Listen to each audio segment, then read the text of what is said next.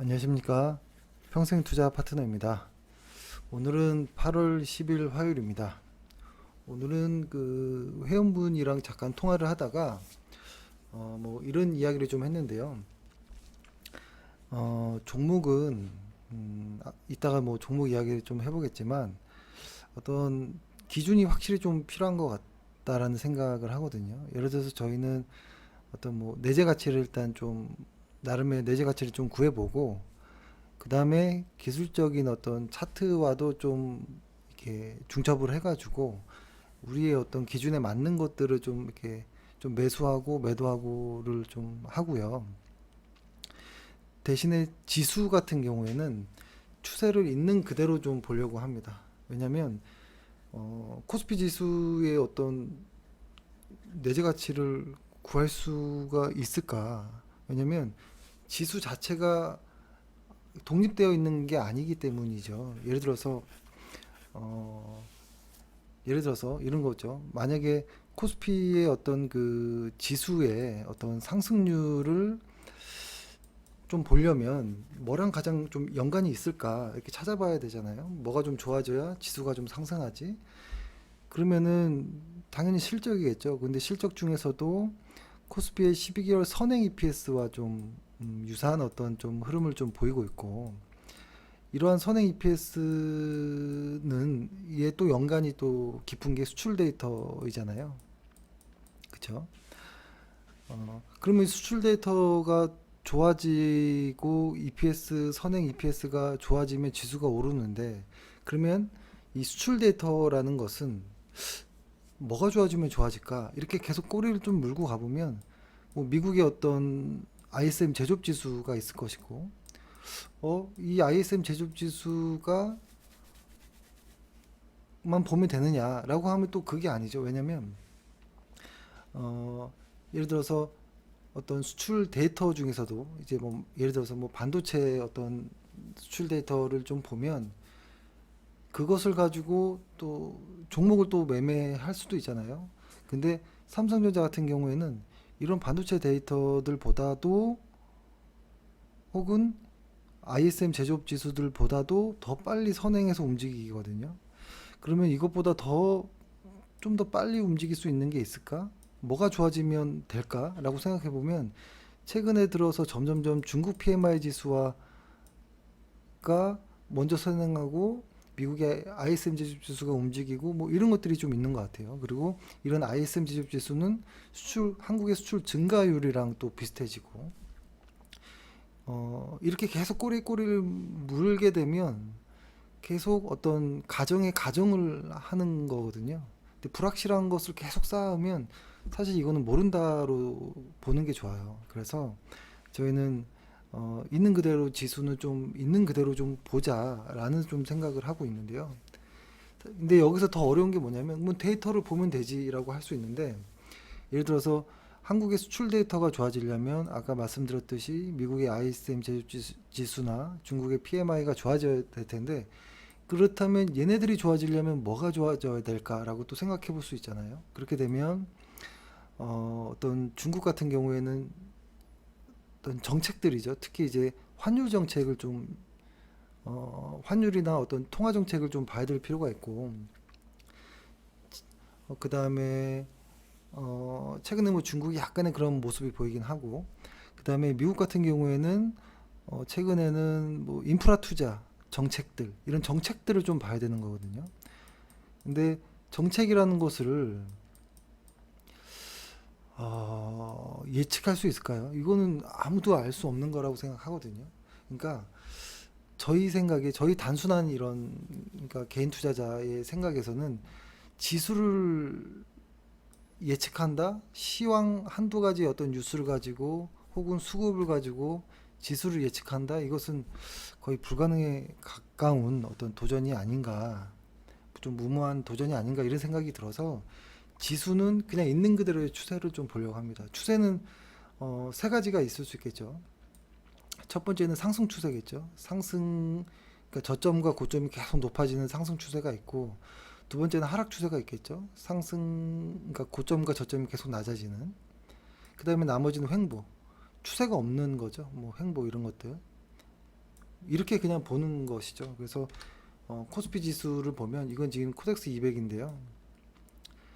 그냥 이렇게 따라가 보는 거죠. 상승과 어떤 그러니까 저점과 고점이 높아지는지 이게 따라가 보면 지금 여기서는 고점이 높아지진 않았지만 저점을 깨지 않았죠. 지금 현재 그 상황에서 다시 또 추세를 만드는 뭐 이런 모습으로 보면 잘은 모르겠지만 지수는 최근에 들어서 코스피 지수는 여기에서 분산이 좀 많이 일어나긴 했거든요. 그러면은 조금 매도가 조금 강한가 이렇게 볼 수는 있지만 크게 보면 아직 상승 추세는 이어지고 있다 정도로는 볼 수 있겠죠.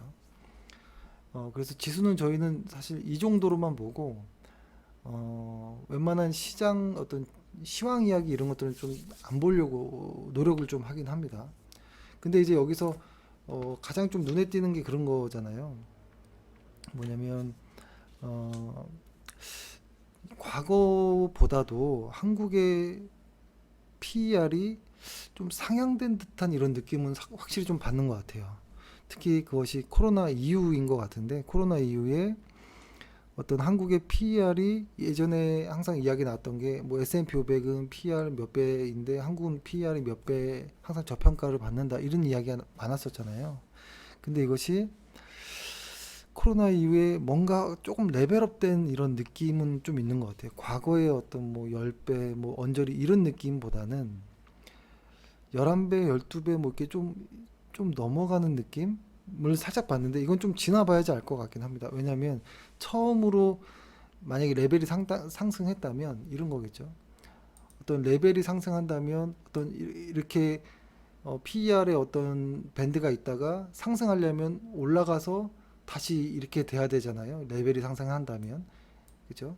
근데 지금은 아직 요 바닥을 본 것 같지는 않거든요. 첫 번째 어떤 레벨 상승은 좀 보이는 것 같은데 여기로 확인해야겠죠. 만약에 이게 확인이 안 되면 이렇게 되겠죠. 이렇게 가다가 한번 뚝 뚫었는데 다시 내려올 수도 있는 거잖아요.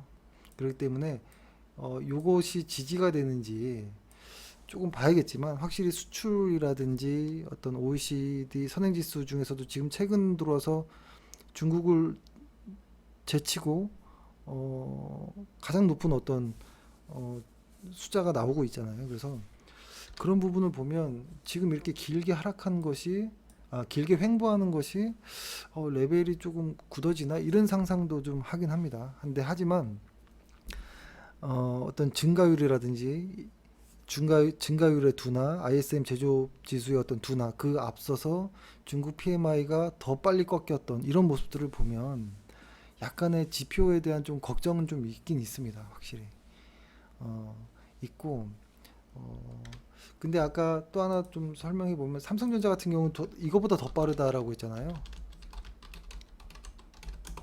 그죠? 그러니까 이런 느낌이었던 것 같아요. 삼성전자가 고점을 찍고 요 언저리 때 중국의 어떤 PMI 지수들이 꺾이기 시작하고 ISM 제조업이 꺾이고 요 언저리에서는 한국의 수출 증가율이 꺾이는 요 정도 상황이거든요. 근데 이것이 하반기로 가면 좀 반등할지 이거는 사실 뭐 모르겠습니다. 지금은. 근데 다만 삼성전자나 뭐 SK 하이닉스의 어떤 주가 실적이 좋기 때문에 뭐 더 막 무섭게 빠질까 이런 생각은 하지만 일단은 이렇게 대형주 특히 삼성전자, SK 하이닉스 아니 삼성전자 혹은 코스피 지수 이런 거는 좀 예측하기가 상당히 좀 어려운 부분이 좀 있긴 있습니다. 근데 다만 좀 작은 좀 회사들 있잖아요. 저희가 좋아하는 그러니까 작다라는 거는 뭐 시가총액이 작다라고 볼 수도 있는데 사업 내용이 좀 단순한 애들은 그래도 조금 내재 가치를 구하는 데는 조금 더 용이하지 않나? 뭐 이런 생각을 하거든요. 만약에 어, 오늘 이 종목에 대해서 이야기를 제 카페에서 했었는데요.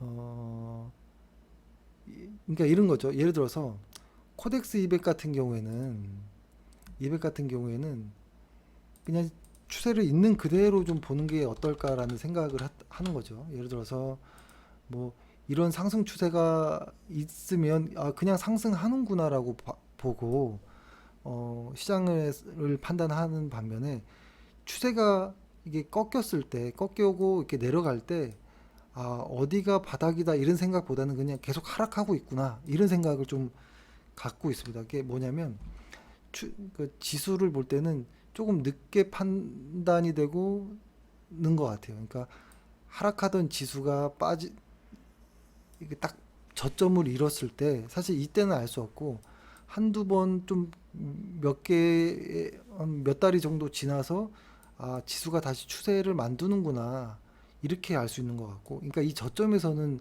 지수의 바닥이다 아니다를 논할 수는 없는 것 같고, 늦더라도 그 다음 어떤 추세를 좀 보고 꺾일 때도 마찬가지 같아요. 이렇게 좀 꺾이는 모습을 좀 보면서 이렇게 좀 보면서 늦게 판단하는 것 같아요. 시장이 꺾였구나 이렇게. 근데 여기가 시장의 고점이다 이렇게 맞추거나 여기까지 갈 거야 이거는 좀 어려운 것 같아요, 확실히. 근데 종목은 약간 조금 다른 느낌이 있어요. 만약에 그 코웨이 같은 경우에는 뭐 이렇습니다. 길게 보면 그 종목을 길게 보면 뭐 이렇게 만약에 우상향하는 종목을 한번 봐볼까요?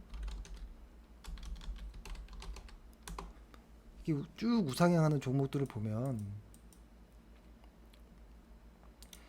사실 여기서 사나 여기서 사나 여기서 사나 여기서 사나 뭐 어디서 사든 장기 투자자에게는 사실 타이밍이 의미가 없거든요. 그냥 돈 생길 때마다 계속 사는 그것이 중요한 거겠죠. 근데 이제 저희 같이 장기 투자자는 아니고 한 중단기 정도에 투자하는 사람들의 입장에서 보면 여기를 이렇게 확대해서 만약에 본다면 똑같이 상승하더라도 이 높은 자리는 조금 피해지는 것이 좀 있고 이렇게 낮은 자리는 들어가고 싶은 이런 마음이 좀 생긴다라는 것이죠. 그러니까 저희가 볼 때 이런 겁니다. 이 리노공업이라는 회사가 길게 보면 좋은 훌륭한 회사, 즉 좋은 회사라는 거죠. 이 좋은 회사이지만 어, 이것이 꼭 좋은 주가랑은 좀 다른 느낌인 것 같아요. 좋은 주식. 이게 어떤 의미냐면 좋은 회사와 좋은 주식에 저희가 생각할 때는 좋은 주식은 실제로 매수할 수 있는 주식인 것 같아요. 매수할 수 있는 주식. 그러니까 똑같은 리노공업이라 하더라도 똑같은 리노공업이 이렇게 쫙 우상향 하더라도 이른 자리에서는 좋은 주식이지만 좋은 회사이지만 우리가 실제로 매수하기 힘든 좋은 주식은 아닐 수 있다. 다만 어느 정도 조정을 받았을 때는 다시 좋은 주식이 될 수 있는 뭐 이런 이야기인 거죠.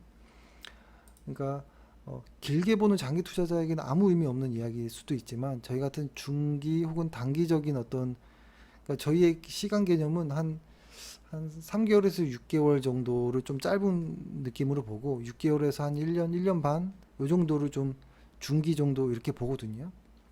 그런 관점에서는 약간의 내재 가치와 어떤 타이밍을 조금 이렇게 봐야 되지 않느냐 이런 생각을 좀 하게 되는 것이죠. 그래서 이제 코웨이를 어떻게 설명을 좀 드렸었냐면 코웨이가 너무 좋은 회사라는 거 다 알죠. 회사의 사업 내용도 뭐 심플하고 근데 이것이 저희가 생각할 때는 10만 원 정도에서와 한 7만 원 정도의 어떤 생각을 했던 것 같아요. 그러니까 예를 들어서 7만 원 정도를 하회하면 그때는 좀 좋은 주식이 될 수 있겠다. 좀 매수도 할 수 있겠다라는 생각을 했던 거였고 역시 뭐 코웨이는 좋은 회사는 맞지만 10만 원이 넘어가면 좀 물량을 줄여야 되는 회사가 되지 않을까 이런 생각을 했었거든요. 그래서 어, 여기서부터 1차, 뭐 2차, 3차 이거는 이제 제가 영상으로 유튜브에 올렸기 때문에 이 종목을 예를 들어서 설명드리는 건데요. 이때 1차, 2차, 3차까지 매수를 하고 그러니까 7만 원 언저리가 이제 뭐 단가가 아마 저희가 매입한 단가를 보니까 6만 얼마로 되어 있는 것 같아요. 그러니까 7만 원이라고 보면 7만 원 정도의 매수를 했다라고 생각했을 때 한 8만 원 정도에서 1차 매도, 한 9만 원 정도에서 2차 매도, 그 다음에 한 10만 원 언저리 정도 가면 3차 매도를 해야지라고 했는데 이게 갑자기 또 떨어지더니 한 7만 5천 원까지 또 떨어진 거, 이런 상황인 거거든요. 그러니까 이렇게 되는 것이죠. 그러니까 장기 투자자에게는 아무 의미 없는 이야기일 수 있는데 우리가 볼 때에는 이 7만 원 이 언저리에서는 매수하고 싶어지는 것이고 이 10만 원 언저리는 매도하고 싶어지는 이런 과정이었던 것인데 불과 한 일주일 전만 해도 어 이제는 매도해야겠다라고 생각했는데 갑자기 확 빠져버리니까 물량을 줄이고 있다가 다시 추가 매수해야 되나 이런 생각이 드는 것이죠.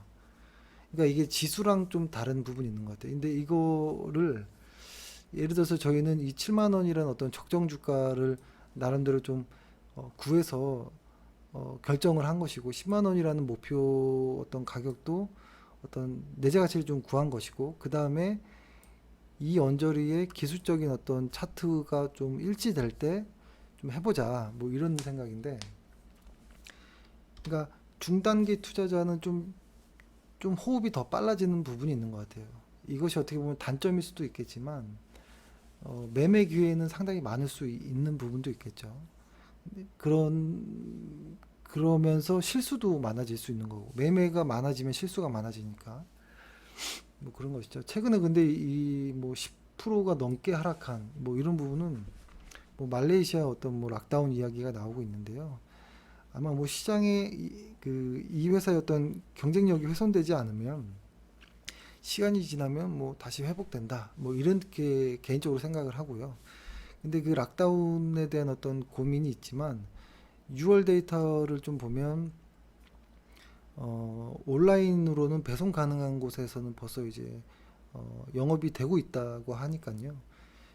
지금 이렇게 떨어졌을 때 지금 7만 5천 원 정도 왔는데 저희가 사실 7만 요 언저리 정도의 1차, 2차, 3차 이렇게 했거든요. 그래서 요 언저리 가격이 오면 저희는 또 한번 추가 매수를 해야겠구나 이런 생각을 뭐 하고 있는 것이죠. 그러니까 정리해 보면 지수는 그냥 있는 그대로의 추세로 그냥 좀 확인을 해야 되는 것 같고 종목은 어떤 좀 기준을 정해야 되는 것 같아요. 그래서 관심 종목에 한 좋은 회사예요. 좋은 주식이 아닌 좋은 회사를 저희는 최대한 한 100개 정도를 모아두고요. 좋은 회사가 또 어떤 관심 종목이 생기면 여기다 넣고 대신 하나를 또 빼고 그래서 최대한 한 100개 정도의 좋은 회사 안에서 좋은 주식이 되는 그러니까 조정을 받거나 좀 싸지고 있는 이런 애들을 좀 매수하려고 한다를 사실 회원분에게 좀 이야기를 드리고 싶었는데 이게 전화로는 좀 통화가 어렵더라고요. 그래서 방송을 통해서 이렇게 말씀을 드립니다. 그리고 또 하나 이런 것도 있습니다. 최근에 관심 있게 보는 회사 중에 네오팜이라는 회사도 사실 네오팜이 시가총액이 2,600억 밖에 되지 않아요. 그래서 막 권하고 이러지는 못하거든요. 너무 시가총액이 저희 입장에서는 좀 작아서. 근데 이 회사도 사업의 내용이 좀 심플해요. 왜냐면 많이 들었던 아토팜이라든지 이런 로션들이 있잖아요. 저 역시도 아토팜을 쓰고 있고. 그러다 보니까 조금 반도체라든지 어떤 조선, 철강, 화학 이런 쪽보다는 분석하는 게 조금 더 수월한 것 같긴 해요. 조금 더 이질감도 없고. 그래서 이런 회사들 저는 사실 좋아하거든요. 영업이익률이 높고 우리 일상생활에서도 좀 볼 수 있는.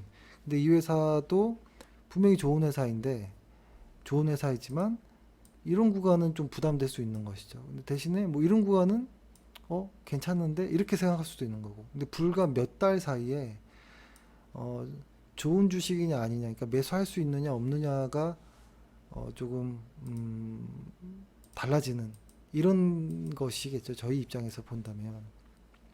근데 약간 조금 지금 하락을 이어가고 있는데 어디까지 하락할지 모르겠지만 일단은 관심 종목에 넣고 좀 보고는 있습니다. 이것이 조금 더 이제 하락을 하면 아마 혹은 지금부터라도 뭐 분할 매수라면 한번 해볼까 이런 고민은 하고 있어요. 그래서 뭐 그렇네요. 사실 종목 이야기를 하면 시간이 너무 길어지긴 해서 최근에 종목 이야기를 잘 안 하는데 아무튼 그렇습니다. 그래서 지수는 시황 이야기는 일단 장기 추세적으로는 상승을 이어가는 것 같다인 것이고 저희가 최근에 어떤 종목들을 사고 팔고 하는 것들은 어떤 기준에 의해서 이제 좀 한다. 근데 그 기준이 몇 달 만에 뭔가 좀 달라질 수도 있는. 그러니까 주가의 움직임에 따라 실적의 변화만 없다면, 실적이 좋다면 주가가 싸지면 저희는 좋다 이거죠. 그렇죠? 아무튼 뭐 이렇게 좀 횡성수설을 했는데요. 아무튼 오랜만에 방송을 하니까 뭔가 좀 어색하네요. 좀 자주 방송을 좀 하도록 하고요. 그리고 뭐 종목 이야기들은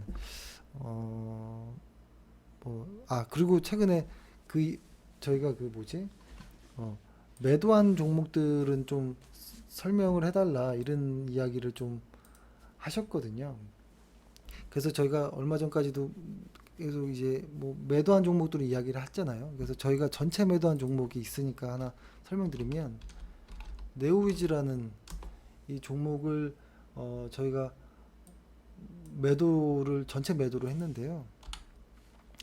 일단 매수는 여기서 시작했고 여기 상한가 쳤던 어제 전체 이제 매도를 했는데 사실 네오위즈가 뭐 뉴스에는 뭐 좋은 뉴스도 나왔고 뭐 하는데 약간 테마성도 조금 있는 느낌이었거든요. 어떤 종목과 연계된 뭐 이런 이야기도 있었는데 아, 사실 게임 관련한 회사들은 저희는 어떻게 보냐면 이 회사가 어떤 게임을 개발해서 히트 칠지 안 칠지를 예측해서 매매하진 않고요. 히트를 못 친 상태로 몇 년 동안 버틸 수 있느냐를 봅니다. 그러니까 이 회사가 재무가 건전한지 현금성 자산이 얼마나 있는지 적어도 네오위즈는 저희가 그때 봤을 때 아무것도 안 하고도 10년 이상 저희가 요때 매수할 당시는 아무것도 안 하고도 한 10년 이상 버틸 수 있는 회사였거든요. 근데 10년 안에는 뭔가 하나 히트를 할 수도 있잖아요. 그러니까 그런 좀 보수적으로 좀 매매를 하는 부분이죠. 그래서 저희가 이때 2만 원 초반에서 뭐 매수를 했다가 어제는 상한가와 어떤 테마성 이슈 이런 것들로 인해서 저희는 그냥 전체 이익 실현하고 뭐 나왔던 것이죠. 그리고 저희가 최근에 뭐 매도한 게 뭐가 있었나요? 어, 조금씩 물량 줄였던 건 있네요. 원익 PN이랑 유니테스트. 근데 이거는 이 종목 같은 경우에는 어, 1차적인 매도입니다. 요때는 요때 매수를 하고 1차 매도를 한 거는 지금부터는 절대 손해 안 보겠다라는 어떤 마음인 것 같아요. 그러니까 이런 것이죠. 이때 매수를 하고 이때 매도를 함으로써 일단은 이만큼의 물량의 절반 정도 이만큼의 수익은 확정 지어 놓은 상태에서 그 다음에 어차피 회사들은 좋으니까 그 다음부터는 좀 안전하게 좀 수익을 좀 늘리자 뭐 이런 겁니다. 안전하게 늘리기 위해서 일부를 매도해서 수익을 확정하는 거였고 유닛 테스트도 매도를 했죠. 절반 매도. 그러니까 이거는 2차 매수를 했던 종목인데요.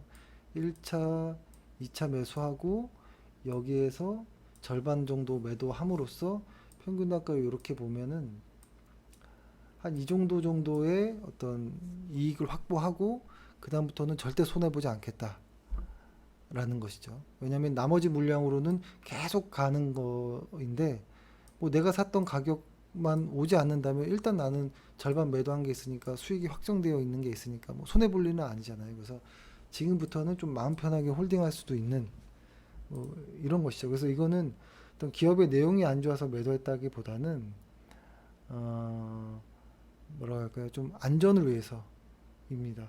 근데 이 안전을 위해서를 매도할 때 시황을 좀 참고를 하려고 하긴 하거든요. 근데 시장이 너무 불안하거나 이럴 때는 조금 덜어낼 때도 있고 뭐 하는데 아까 처음 이야기 들었던 것처럼 시황은 아무도 알 수 없다.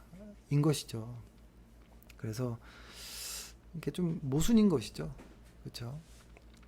아무튼 뭐 그렇네요. 그래서 최근에 했던 저희는 이렇고 뭐 딱히 뭐 최근에 뭐가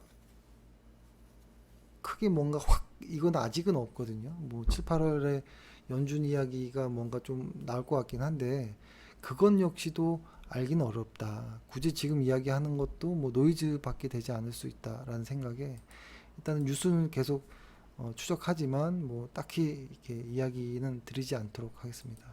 일단 오늘 뭐 이 정도로 마치도록 하고요. 고생하셨습니다. 감사합니다.